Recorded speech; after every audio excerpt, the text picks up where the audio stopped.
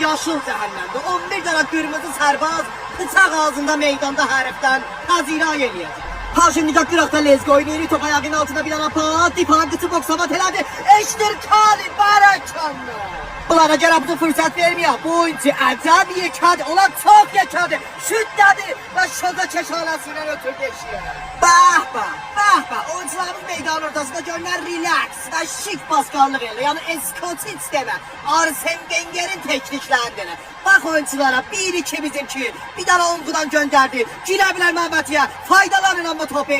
Geçerdiler. Bu tür paskallıkla sonu kola yetişse, yani oramızda toydu ha. Bu tarafta Tor abi. Yine bir tane pas. Ne olacak sana? Gönle dalga bak pas verirler. Gönle burada bir çileri. Mahvet eder. Tor abi. Gol!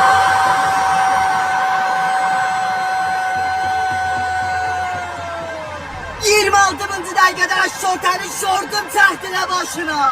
Dedim size buna Təbriz'di. Təbriz'de milletin şortu dizine zanduzunluğu. Eşkimaya başlatmadım bir kere de kulak al. Berekanla traktör.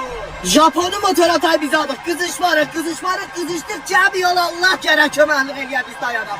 Sana paskarlıklara. Bak Məhəmməd eder. Buyur şimdi can.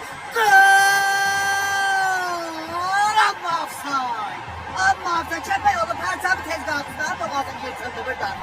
Şortayın oyuncularla bu zaviyada baxan elə bir tay əlçət önümüzə meydana. Göndərdi, Məhəmmətə də Nihat olun. Bərəkanla Beyranlar. Bərəkanla süper sevgiler. Eşq olsun sana oğlan. Əlçələr şişdi. Girə bizim Məhəmmətə yaxın. Göndəriblər. Gələ bunlardan Nihat olablar. Qolmur sana çəkədəqlə depiyə. Girə də Bərəkanla Beyranlar.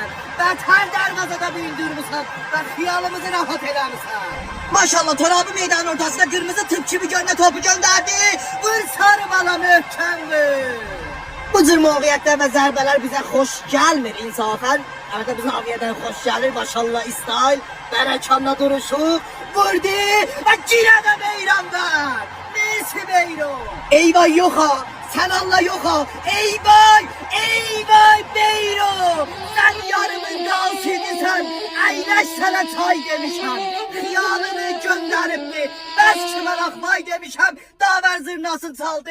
Ve cana geldik ta boyun qutuldu. Esterez içinde dəydik özümüze ta qutuldu.